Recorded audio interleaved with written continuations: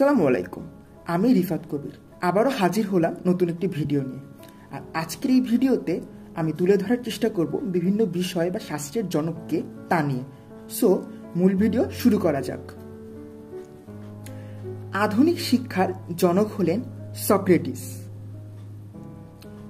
অর্থনীতির জনক হলেন অ্যাডাম স্মিথ। আধুনিক অর্থনীতির জনক হিসেবে পরিচিত পল স্যামুয়েলসন। জন লককে আধুনিক গণতন্ত্রের জনক বলা হয়ে থাকে। আধুনিক জ্যোতির্বিজ্ঞানের জনক হলেন কোপার্নিকাস। সিগমুন্ড ফ্রয়েড হলেন আধুনিক মনোবিজ্ঞানের জনক। আধুনিক রাষ্ট্রবিজ্ঞানের জনক হলেন নিকোলাস মেকিয়াভেলি। ইতিহাসের জনক হিসেবে পরিচিত হেরোডোটাস। ইন্টারনেটের জনক হলেন ভিন্টন জি কার্ফ। বিজ্ঞানসম্মত ইতিহাসের জনক হলেন থুকিডাইডিস। ওয়ার্ল্ড ওয়াইড ওয়েব বা WWW এর জনক হলেন টিম বার্নার্স লি। ইমেইলের জনক হলেন রে টমলিসন।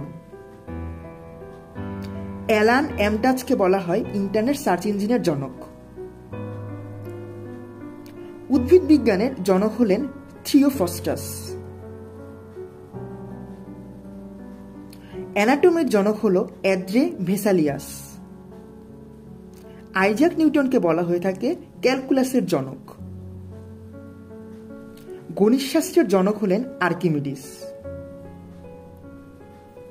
চিকিৎসা বিজ্ঞানের জনক হিপোক্রেটিস।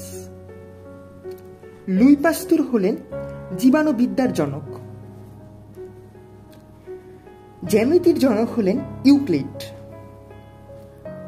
সক্রেটিসকে বলা হয়ে থাকে দর্শনশাস্ত্রের জনক। প্রাণীবিজ্ঞানের জনক হলেন অ্যারিস্টটল।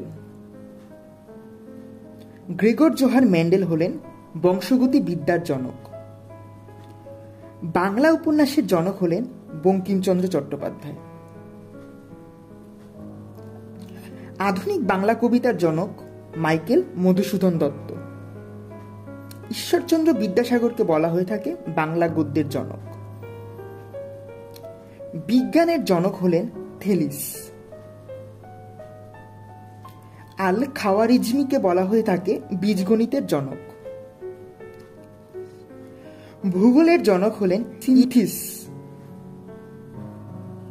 মনোবিজ্ঞানের জনক হলেন উইলিয়াম উন্ট। অ্যারিস্টটল হলেন রাষ্ট্রবিজ্ঞানের জনক। রসায়নের জনক হলেন জাবির ইবনে হাইয়ান। উইলিয়াম হার্ভেকে বলা হয়ে থাকে শরীরবিদ্যার জনক। শ্রেণীকরণ বিদ্যার জনক হলেন ক্যারোলাস লিনিয়াস। হার্বার্ট স্পেন্সারকে বলা হয়ে থাকে সামাজিক বিবর্তনবাদের জনক। সমাজবিজ্ঞানের জনক হলেন অগাস্ট কোত।